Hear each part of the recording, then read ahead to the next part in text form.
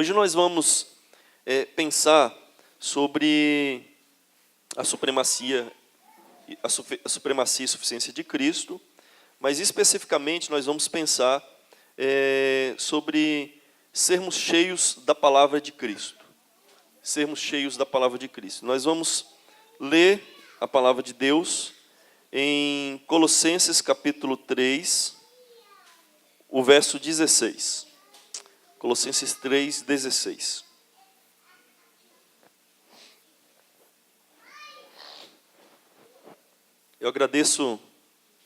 Queria agradecer à igreja, por ter me recebido, pelo convite, mais uma vez, fazendo um trocadilho com a mensagem de ontem, que Hebreus diz lá, suporteis a presente palavra de exortação, obrigado por me suportar nas mensagens, e fico muito feliz de ter conhecido vocês. Agora, vamos ler a palavra de Deus em Colossenses 3,16, onde diz: habite ricamente em vós a palavra de Cristo, instruí-vos e aconselhai-vos mutuamente em toda sabedoria, louvando a Deus com salmos, hinos e cânticos espirituais, com gratidão em vosso coração. Habite ricamente em vós a palavra de Cristo.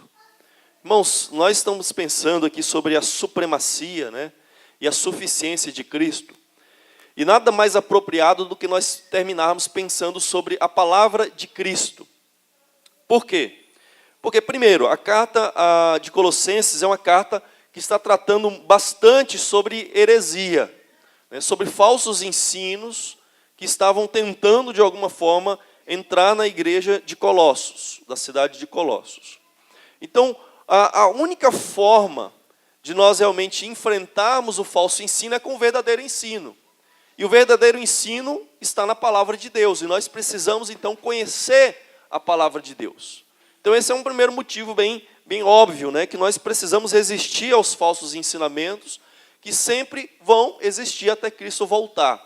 Mas um segundo motivo, dentro da ideia de supremacia de Cristo, é que Calvino diz que o púlpito é o trono de onde Cristo governa a sua igreja. Então, se Cristo é supremo, a palavra dele é a forma dele governar, dele dirigir a igreja na sua supremacia. Então, nós precisamos realmente ter ouvidos para a palavra de Deus, para que realmente sejamos guiados e dirigidos por Cristo, que é supremo sobre as nossas vidas. Então, esses dois motivos, o fato da igreja de Colossos estar sendo ameaçada por heresias e nós também sermos ameaçados constantemente. Estávamos conversando ali no café sobre algumas coisas que nós vemos em algumas igrejas, grupos religiosos que não tem nenhuma fundamentação bíblica. E aqui, o Calvino dizendo que o púlpito é o trono de onde Cristo governa a sua igreja. Então, Cristo é supremo, e esse supremo Cristo dirige a sua igreja através da sua palavra. Um terceiro motivo que eu poderia dizer para vocês é que, assim como Cristo é suficiente, a sua palavra é suficiente. É o que nós falamos tanto na igreja presbiteriana reformada, da suficiência das Escrituras. Infelizmente, nem todos creem que a Escritura seja suficiente para a sua vida. E quando nós cremos que a Escritura, a palavra, não é suficiente, nós, de certa forma, estamos dizendo que Cristo não é suficiente. Que a sua palavra, porque Paulo usa a expressão que é a palavra de Cristo, que a palavra dele, que ele deixou para nós, não é suficiente. Nós precisamos de algo mais, além da palavra de Deus. E eu queria chamar a atenção, então, para vocês, com relação a essa palavra, com relação à palavra de Deus. Primeiro, vamos pensar o seguinte: a letra mata, não é o que nós lemos na palavra de Deus, é 2 Coríntios 3, 6. E muitos pegam esse texto e afirmam o seguinte: olha, a letra mata, então nós não devemos nos apegar à letra da palavra de Deus. Nós não devemos nos apegar ao que está escrito estritamente, porque essa letra mata. Então, sempre que você vai questionar, às vezes, uma pessoa que está fazendo alguma coisa, alguma experiência mística, sobrenatural, algumas práticas, alguns ensinamentos, a pessoa vai, a letra mata. É sempre o escudo de defesa dos falsos mestres, a letra mata. Só que será que é só isso que a Bíblia diz sobre esse assunto? Paulo chama, em vez também de sagradas letras. Então, a mesma letra que Paulo diz que mata, em 2 Coríntios 3, 6, lá para Timóteo ele diz, ó, desde a infância você conhece as sagradas letras. Então, afinal de contas, a Bíblia é uma letra que mata ou ela é sagradas letras, que nos tornam sábios para a vida eterna em Cristo Jesus? Afinal de contas, o que está certo? E a gente tem que pensar sobre isso. Primeiro, quando Paulo está falando em 2 Coríntios 3, 6, de que a letra mata, nós temos que observar bem o contexto. O contexto ali não é simplesmente a palavra de Deus, e ele está dizendo a palavra de Deus mata. Ele está falando da lei. Ele está falando que a lei foi dada ao homem, e o homem não é capaz de observar essa lei, e na lei está contido maldições para aqueles que não obedecerem, não cumprirem e atenderem às palavras da lei. Moisés fala isso, né, em Deuteronômio 27, 26, que aqueles que não atenderem estão sujeitos à maldição, e todos têm que dizer amém, né, diante do fato de que se nós não obedecermos, estamos sujeitos à maldição de Deus. Lá em Romanos 7, 8 a 12, o apóstolo Paulo fala, né, que a lei é boa, o mandamento é bom, só que nós somos carnais. Então, o pecado toma ocasião com a lei e ele se mostra na sua crueldade e nos mata pelo mandamento, porque o mandamento nos condena, o pecado nos seduz. Para quebrarmos a lei, então nós estamos debaixo da maldição da lei. Então, é por isso que a letra mata. A lei mata, a letra da lei mata. Lá em Gálatas também, Paulo fala a mesma coisa, né? Que nós estamos sujeitos à maldição por causa da lei, porque pela lei ninguém será justificado, nós somos justificados pela fé. Porque nós somos incapazes de guardar a lei de Deus estritamente e realmente conseguirmos a salvação. Então vejam, irmãos, que nós temos que respeitar o contexto de Paulo em 2 Coríntios 3, 6. Paulo está falando da letra da lei, que a letra da lei é um código escrito, e nele estão contidos ali as obrigações que nós temos que fazer, e aquilo que nós não devemos fazer, e quando nós não obedecemos à lei, nós estamos sujeitos à condenação de Deus e à morte. Então a lei mata, e o Espírito vivifica. Agora, essas sagradas letras, né, como que essa lei que mata, ela se torna sagradas letras? É pelo Espírito de Cristo. É o Espírito Santo que pega uma letra que mata, que me condena, e ele transforma aquilo em algo que é vida para mim. Como que ele faz isso? O Espírito Santo faz isso quando ele pega a palavra de Deus, né? Ele pega a palavra de Deus, regenera o nosso coração, e ele escreve agora essa palavra, não em letras, né, em um papel ou em uma pedra, mas ele escreve no nosso coração. Os profetas Jeremias, Ezequiel, eles falam bastante disso. Que Deus tiraria o nosso coração de pedra e colocaria um coração de carne. E que Ele escreveria a sua lei, não agora em pedras, mas agora escreveria no nosso coração. E diz que era para que nós andássemos nela e jamais nos desviemos. Por quê? Porque agora foi escrita no coração. Antes era um código de lei, uma letra escrita em algo externo. Num papel ou numa pedra, está ali, é externo a mim, não tem poder sobre mim, além de me informar o que eu tenho que fazer ou deixar de fazer. Mas agora o Espírito Santo pega essa letra que era externa, essa palavra que era externa, e ele coloca no coração. E ele vai fazer com que nós venhamos a praticar a palavra dele agora espontaneamente, movidos internamente, não agora por um código de letra externo, mas internamente a palavra de Deus nos leva a praticar. É por isso que lá em Romanos 8, depois de falar no capítulo 7, que nós somos incapazes de cumprir a lei, depois ele falar que nós somos escravos do pecado, depois de dizer que o bem que quero fazer não faço, e o mal que não quero, esse eu faço. Lá no capítulo 8, no verso 3 e 4, ele fala, porque nós que não andamos mais segundo a carne, mas segundo o Espírito, o preceito da lei se cumpre em nós. Então, olha só, aquele homem que ele disse no capítulo 7 de Romanos, que não é capaz de obedecer a lei, no capítulo 8 ele diz que agora o preceito da lei se cumpre em nós. Por quê? Porque não andamos mais segundo a carne, mas segundo o Espírito. Então é por isso que a letra mata, mas o Espírito vivifica. Mas o Espírito não vivifica sem a palavra, ele usa a palavra, ele nos leva a praticarmos a palavra, ele nos leva a entendermos a palavra. Isso é o que Paulo está falando em Romanos, falando em Coríntios, né, que o Espírito, ele nos agora esclarece a verdade de Deus, de modo que nós possamos viver de acordo com a palavra. Então, irmãos, nós não podemos, de maneira alguma, separar o enchimento com o Espírito do enchimento com a palavra de Cristo. É um absurdo você achar que uma pessoa está cheia do Espírito, mas ao mesmo tempo ele não esteja cheio da palavra. Porque foi o Espírito quem inspirou a palavra. Foi Ele quem registrou a palavra, foi Ele quem preservou a palavra para que ela chegasse hoje para nós. Então é um absurdo nós imaginarmos uma pessoa cheia do Espírito sem ser cheia da palavra. Também podemos imaginar o contrário. Não é verdade que alguém pode ser cheio da palavra e não ser cheio do Espírito. Essas duas coisas, elas caminham junto. Então nós vamos pensar um pouco sobre isso. Eu queria chamar a sua atenção lá para o texto de Colossenses, quando Paulo fala, né, que deve habitar em nós ricamente a palavra de Cristo. E eu queria chamar a atenção para o fato de que tem um texto muito semelhante a esse texto de Colossenses, que é em Efésios. E basicamente são textos paralelos. Lembra que a cidade de Éfeso ficava próxima da cidade de Colossos, né, uns 100 e poucos quilômetros.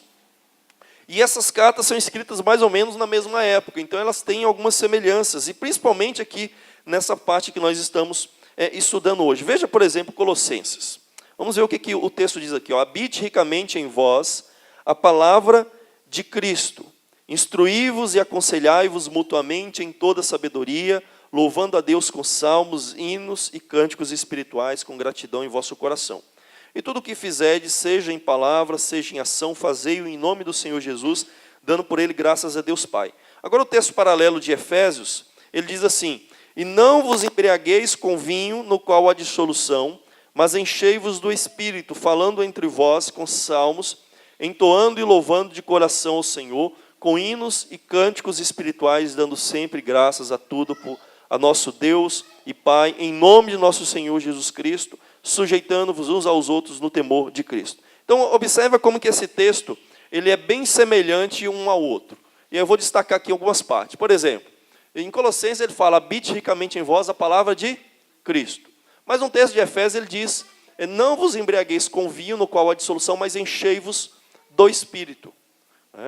E eu quero destacar que essas duas coisas aqui, basicamente na mente de Paulo, são a mesma coisa. Ter ricamente a palavra de Cristo é o mesmo que ser cheio do Espírito. Ele troca uma por outra aqui. Veja que o restante do texto é bem igual, é bem semelhante. A palavra aqui, inclusive, tem a mesma raiz em grego, né? E é semelhante, a mesma origem. Então veja aqui, instruí-vos e aconselhai-vos mutuamente em toda sabedoria. E ali no texto de Efésios diz: falando entre vós com salmos, no lugar de sabedoria. Veja aqui, louvando a Deus com salmos, hinos e cânticos espirituais. Em Efésios, entoando e louvando de coração o Senhor com hinos e cânticos espirituais. O restante do texto: com gratidão em vosso coração, e tudo o que fizerdes, seja em palavra, seja em ação, fazei-o em nome do Senhor Jesus, dando por ele graças a Deus Pai. E no texto de Efésios, dando sempre graças por tudo a nosso Deus e Pai, em nome de nosso Senhor Jesus Cristo. Então veja que é bem semelhante. E o restante continua bem na mesma linha. Vai falar de esposas, mulheres, maridos, filhos, pais, servos, senhores. Ou seja, são textos paralelos. Mas basicamente, uma mudança que chave nesse texto é o fato de que em um ele fala que a palavra de Cristo tem que habitar ricamente em nós, para os colossenses. Mas aos Efésios, ele fala que eles têm que se encher do Espírito. É interessante que alguns até levantam o fato de que talvez porque Paulo coloca a questão do vinho ali, por causa daqueles cultos a Dionísio, ligado à religião de mistério de Dionísio, porque eles se embriagavam e queriam entrar em êxtase através do álcool, porque Dionísio ou Baco era o deus da bebida, do vinho. Então Paulo coloca isso, em vez deles se encher de vinho para ter um êxtase espiritual, que é o que eles criam quando eles bebiam, o espírito de Dionísio tomava posse deles. Mas Paulo está dizendo: não, vocês têm que se encher com o Espírito Santo, que não tem dissolução como nesse culto a Dionísio, mas ele traz todas essas virtudes que Paulo vai elencar logo abaixo. Então quero destacar esse fato, irmãos, para vocês, de que Quando nós nos enchemos do Espírito, nós nos enchemos da palavra. Como estamos cheios da palavra, estamos cheios do Espírito de Cristo. Então, para sermos cheios da palavra de Cristo, nós precisamos sermos cheios do Espírito dele, do Espírito do Senhor Jesus Cristo. E eu queria destacar 3 coisas aqui para nós sobre a palavra de Cristo, né? Primeiro, uma pessoa cheia do Espírito de Cristo, ela entende a palavra. Uma pessoa que tem o Espírito Santo, que é o autor da palavra, ele tem que ser cheio, ele tem que ter, tem que entender a palavra.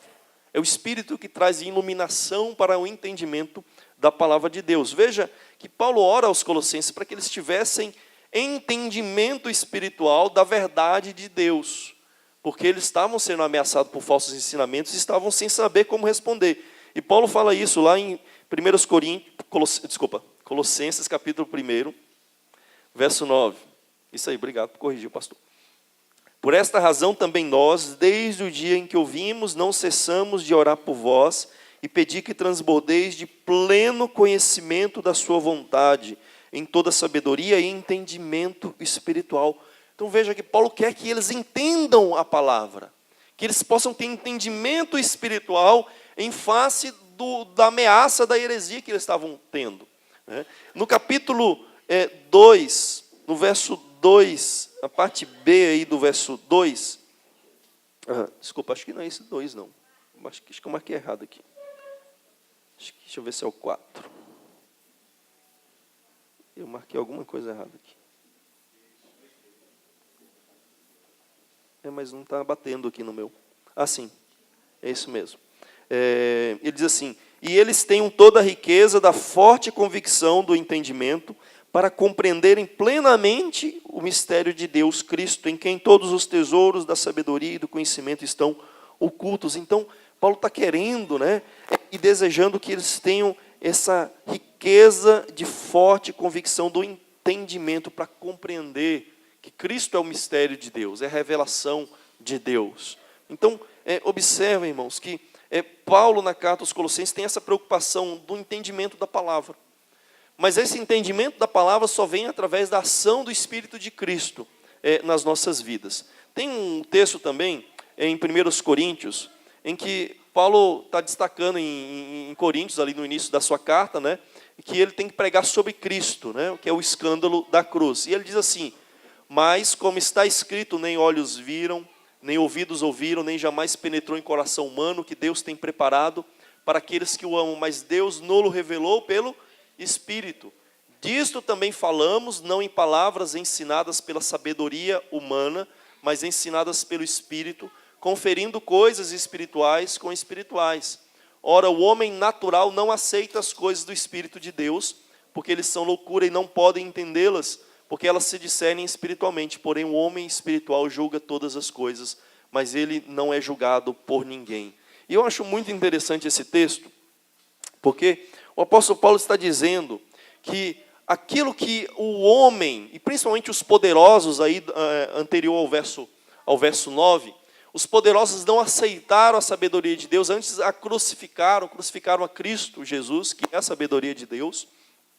E ele diz então assim, citando Isaías 64, ele diz assim: nem olhos viram, nem ouvidos ouviram, nem jamais penetrou em coração humano o que Deus tem preparado para aqueles que o amam. E geralmente muitos evangélicos pegam esse texto e aplicam para si. Só que quando Paulo fala no verso 8, citando Isaías 9, ele está falando dos poderosos, que rejeitaram a Deus e não aceitaram a verdade de Deus e a revelação de Deus. Tanto é que no verso 10 ele diz: mas, então é um contraste, mas Deus nulo revelou pelo Espírito. Ou seja, aquilo que os poderosos não aceitaram, os olhos não viram, não penetrou no coração deles, Deus nos revela pelo Espírito Santo. Ele nos faz entender que Cristo é a revelação de Deus, é a sabedoria de Deus. Somente o Espírito nos dá esse entendimento. E o homem natural, então, ele não aceita as coisas do Espírito de Deus. Mas o homem espiritual, o homem que tem o Espírito de Deus, ele vai entender a revelação de Deus, a verdade de Deus. Então nós precisamos do Espírito de Cristo para entendermos a palavra. E não só entendemos a palavra, mas entendemos a palavra de Cristo. E entendemos que no final das contas, a palavra de Cristo, a palavra, a Bíblia, ela fala sobre Cristo. Estava conversando com a minha namorada ontem à noite, e ela estava falando que estava lendo um livro, né, Mulheres da Palavra. E ela estava falando de uma coisa simples, né, e ela falou que era bem óbvio, mas que a gente às vezes se esquece, né, que a palavra não é sobre nós. A gente às vezes lê a Bíblia como se a Bíblia estivesse falando sobre nós, sobre a nossa vida. Mas não, a Bíblia não é sobre nós. A Bíblia é sobre Deus. Ou melhor, a Bíblia é sobre Cristo. A Bíblia fala sobre Jesus, e o centro da palavra não sou eu, é Cristo. Então o Espírito Santo, ele nos conduz para essa verdade, de que nós temos que entender a palavra de Cristo, e que a palavra fala sobre Cristo. É isso que Paulo destaca bastante em 1 Coríntios, aí nesse texto aí, nos versos anteriores, a esses que estão projetados aí no Data Show. Então, irmãos, o Espírito de Cristo, ele nos faz entender a sua palavra. E entendemos que essa palavra é sobre Ele, que Ele é central e que Ele é supremo nas nossas vidas. Então, qualquer pessoa que alegue ter o Espírito Santo, mas ele não entende a palavra, ele torce a palavra, ele coloca ele mesmo ou você como centro da palavra, como se a palavra fosse sobre você e não sobre Cristo, ele não tem o Espírito Santo. Ele não tem o Espírito Santo como deveria ter, e não está cheio do Espírito Santo, por mais que ele alegue ter isso. Porque o Espírito Santo nos faz entender a palavra, e principalmente entender que a palavra é a palavra de Cristo.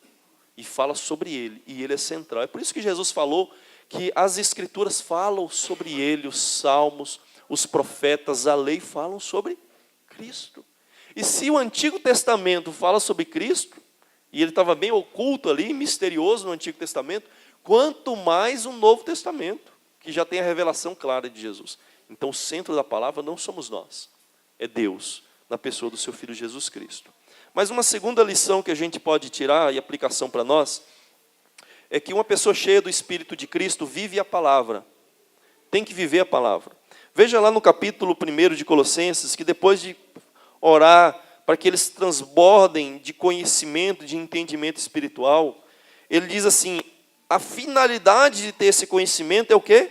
A fim de viveres de modo digno do Senhor, para o seu inteiro agrado, frutificando em toda boa obra e crescendo no pleno conhecimento de Deus. Então, eles têm que ter entendimento espiritual com a finalidade de viver de modo digno do Senhor, para o seu inteiro agrado, frutificando. Tem que dar fruto, tem que produzir uma vida transformada. É por isso que Paulo, ali no final, na segunda parte de Colossenses, lembra? Geralmente os escritos de Paulo têm uma primeira parte teórica, né? Então ali até o final do capítulo 2, Paulo tem a parte teórica. Por isso que meu sermão foi mais chato também nos primeiros, né? É mais teórico, é mais técnico. Mas no final do capítulo 2, para o início do capítulo 3, Paulo entra na parte prática. As consequências daquilo que ele estava falando. Em Efésios fica muito claro isso, né? Nos 3 primeiros capítulos ele trata da parte teórica, e no capítulo 4 ele entra nas consequências práticas. Em Romanos ele gasta a maior parte de Romanos na parte teórica, lá do 12 ele começa na parte prática, as consequências. Então, esse é um padrão em Paulo, você observa muito, muito bem isso.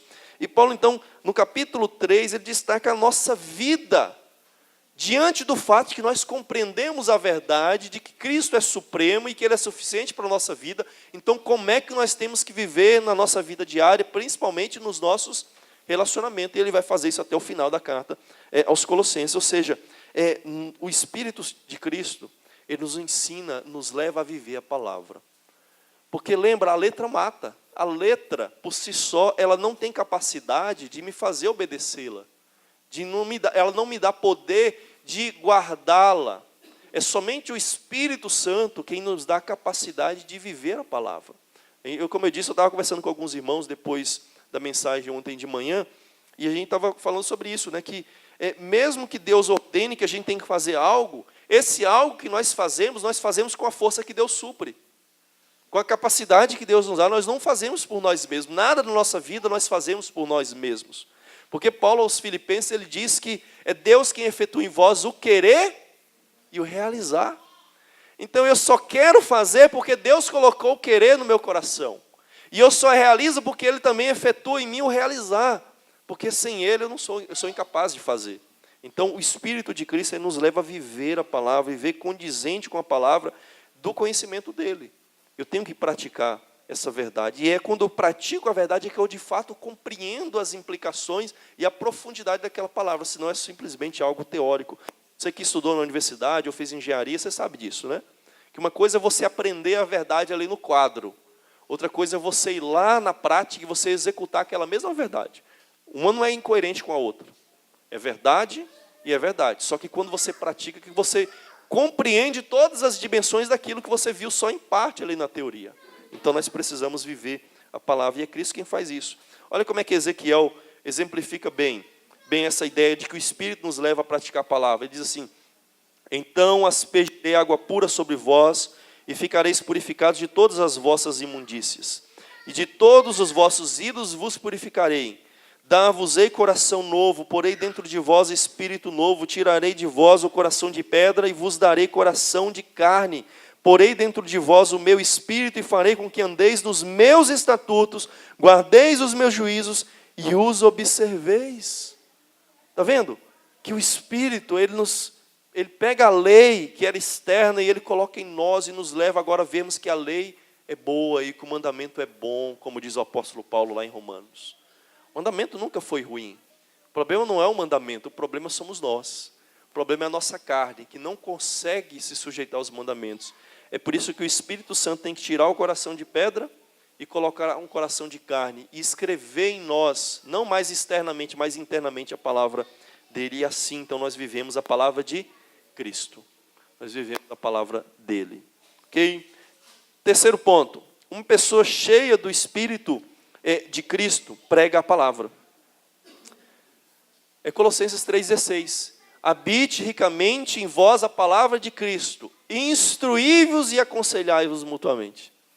Então, quando eu estou cheio da palavra e cheio do Espírito, eu sou levado a pregar a palavra, a falar para os meus irmãos a palavra, a ver que o meu irmão está sendo ameaçado de ser seduzido por uma heresia, e eu instruir ele na palavra, e eu exortá-lo na palavra, e eu aconselhá-lo na palavra. Então o Espírito Santo, que nos enche da palavra de Cristo, ele também nos leva a pregar essa palavra, a instruir uns aos outros com a palavra. Veja que lá no final da carta, Paulo também pede para que eles possam ajudá-lo em oração, para que ele tenha oportunidade de falar a palavra. Veja lá, capítulo 4 de Colossenses, a partir do verso 2. Perseverai na oração, vigiando com ações de graças. Suplicai ao mesmo tempo também por nós, para que Deus nos abra porta à palavra, a fim de falarmos do mistério de Cristo, pelo qual também estou algemado, para que o manifeste como devo fazer. Portai-vos com sabedoria para os que são de fora, aproveitai as oportunidades. A vossa palavra seja sempre agradável, temperada com sal, para saberdes como deveis responder a cada um. Então Paulo está querendo que eles orem para que ele tenha a oportunidade de pregar a palavra corretamente, como ele deve fazer, e que todos nós também possamos ter e aproveitar a oportunidade que temos de falar da palavra com outros. E fazemos isso com sabedoria, para sabermos responder a cada um. Então, veja que nós devemos pregar a palavra e devemos pregá-la corretamente, sem deturpá-la, sem torcê-la, mas pregá-la com fidelidade, com compreensão correta. Por isso, primeiro eu tenho que compreender a palavra, para que eu possa viver a palavra e eu possa pregar a palavra corretamente. Porque eu entendo ela, porque eu vivo ela, então eu tenho realmente autoridade para pregar agora essa palavra de Deus para outras pessoas. Vamos pegar um exemplo aqui de Atos. Lembra que lá em Atos, depois de cumprir o dia de Pentecostes, chegar o dia de Pentecostes, eles estavam reunidos no lugar e eles ficaram cheios do Espírito Santo e passaram a falar. E a gente esquece que a gente foca tanto aqui no que eles estão falando em línguas, o meio pelo qual eles estão falando, e a gente esquece do que eles estão falando. O que eles estavam falando? Eles estavam glorificando a Deus. Eles estavam falando a palavra de Deus. E as pessoas que estavam em volta ali, que eram de várias nacionalidades, tinham vários idiomas diferentes, estavam ouvindo a palavra de Deus, porque eles ficaram cheios do Espírito. E o Espírito miraculosamente deu a eles capacidade de falar em línguas de outros povos, para que todos pudessem ouvir a palavra. E Pedro ergue a voz e ele prega o seu sermão. E o sermão é sobre quem? Jesus. Ele não fica falando sobre o Espírito Santo, olha como é maravilhoso ficar cheio do Espírito Santo, olha como é que é gostoso, como é que é um transe místico. Não, ele fala sobre Jesus, porque a palavra é de Cristo. Nós temos que pregar não só uma palavra assim abstrata, mas pregar Cristo. É por isso que lá no capítulo 1 de 1 Coríntios, Paulo fala que ele decidiu nada saber entre vós, a não ser Cristo crucificado. Ele só queria pregar Cristo, porque ele entendia que o centro da palavra é Cristo. O alvo e a meta da palavra é Cristo para nós. Então, isso que nós devemos fazer, irmãos, pregar a palavra, porque somos pessoas cheias do Espírito de Cristo. E o Espírito vai nos levar a falar a palavra. Então, uma pessoa que diz ser cheia do Espírito, mas ela só quer experiências místicas, espirituais, mas ela não prega a palavra, e não prega ainda mais com fidelidade essa palavra, essa pessoa não pode dizer com verdade que ela tem o Espírito de Cristo. Ela pode ter qualquer outro Espírito, mas o de Cristo não é, com certeza. Porque o foco não é Cristo, e ele não prega com fidelidade a Cristo. Então nós precisamos entender que uma pessoa cheia do Espírito de Cristo, ela entende a palavra, compreende a palavra. Não é que a gente já compreende tudo, mas a gente agora entende a verdade central da palavra e a gente não torce aquela verdade central. A gente se apega a ela. A gente vive a palavra de Deus pela ação do Espírito Santo em nossas vidas. E a gente entende que essa palavra de Deus, que revela a Cristo, agora está sendo formada em nós. Ela está nos transformando para que nós possamos viver como Cristo viveu. E por fim, uma pessoa que é cheia do Espírito de Cristo, ele prega a palavra. E a palavra de Cristo. Porque está cheio com a palavra de Cristo. Então a palavra não é sobre mim, não é sobre você, não é sobre outras coisas, é sobre Cristo. Ele é central em todas as coisas, irmãos. Lutero ele diz o seguinte: a palavra de Deus é tão sensível que não tolera nenhum acréscimo. Ou é suprema, ou nada é. Então nós não podemos acrescentar coisas à palavra de Cristo. É isso que os falsos mestres faziam. Eles pegavam coisas das religiões pagãs à sua volta, filosofias, tradições humanas, o chamado sincretismo, e misturavam tudo. E estavam dando esse pacote, e oferecendo esse pacote para os colossenses como se fosse a coisa mais espiritual do mundo. Mais inédita. E não é, heresia nenhuma é inédita. Você vai observar que todas as heresias, se você for estudar a história, você vai ver que alguém já ensinou ela. E Lutero diz, olha, a palavra de Deus é tão sensível que ela não tolera acréscimo. Não tolera adulteração. Você colocar ali algo a mais nela, você está adulterando. Ou ela é suprema, assim como Cristo é supremo, ou ela não é nada. Se nós não entronizarmos a palavra de Deus, de Cristo, acima de tudo, ela não vai ser nada na nossa vida. Ou a gente coloca ela acima de tudo, porque Cristo está acima de tudo, e Ele é supremo sobre tudo, ou Ele não é nada, ou a palavra não é nada. Então, por isso que nós enfatizamos tanto, irmãos, que a Bíblia é suficiente. Paulo deixa isso bem claro quando ele diz assim, que a palavra de Deus é útil para ensinar, para corrigir, para repreender, a fim de que o homem de Deus seja perfeito, perfeitamente habilitado para toda boa obra. Olha, interessante, perfeito era uma das palavras que os místicos ali usavam, Essa plenitude, essa perfeição. E Paulo está dizendo, não, a palavra de Deus é perfeita e torna o homem de Deus perfeito e perfeitamente habilitado para toda boa obra. Ou seja, não falta nada, é isso que ele está dizendo. Para você ser um homem de Deus, que serve a Deus, você não precisa de nada além da palavra e do Espírito agindo pela palavra. Mas o que é dito por aí, que você precisa de uma experiência mística, é que você precisa de uma nova revelação. Ou seja, então, Paulo não sabia disso, porque ele está dizendo que a palavra já é suficiente, já é perfeita para te tornar perfeito e habilitado para toda boa obra. Então você não precisa de nada além do Espírito de Cristo, agindo com a palavra de Cristo em você, para que você seja perfeitamente habilitado para toda boa obra. Irmãos, que nós possamos realmente entender isso, e possamos a cada dia mais viver essas implicações. Eu sei que algumas coisas que foram faladas aqui são mais complicadas, eu tinha pouco tempo, ainda falei em alguns momentos até demais, mas eu queria que você dedicasse mais tempo a isso. Dedicasse em sua casa mais tempo em ler a carta aos Colossenses, ler e reler, Imagine, perceber como que ela é relevante para nós hoje, aquilo que nós vivemos hoje na nossa sociedade, nas nossas igrejas, como que ela realmente responde a muitas coisas que nós vemos à nossa volta, né, e se esforçasse para isso, né? Pegasse livros, né? Eu sei que o reverendo Augusto tem um livro sobre Colossenses, eu não tenho esse livro ainda. Eu até pensei em comprar, mas não ia dar muito tempo para poder usar para as mensagens. Mas é um livro que você pode comprar, outros comentários, pode pegar emprestado com o Tiago, não sei se ele presta, mas pode pegar.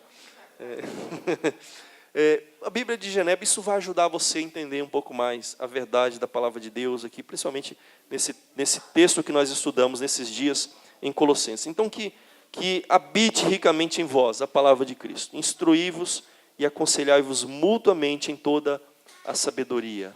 Que Deus nos abençoe, irmãos. Vamos orar?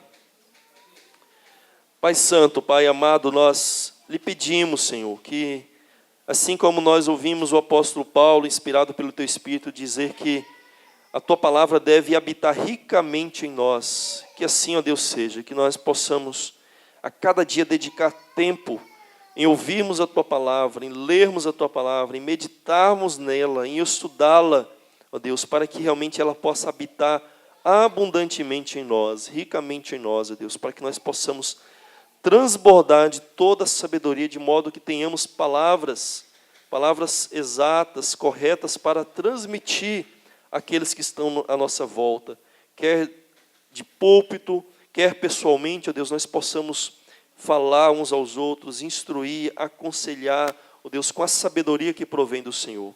Ó Pai, que o Teu Espírito Santo, que o Espírito do Teu Filho Jesus Cristo nos dê entendimento da Tua palavra. Que o Espírito do Teu Filho Jesus Cristo nos dê a capacidade e o poder de praticarmos e vivermos a Tua palavra.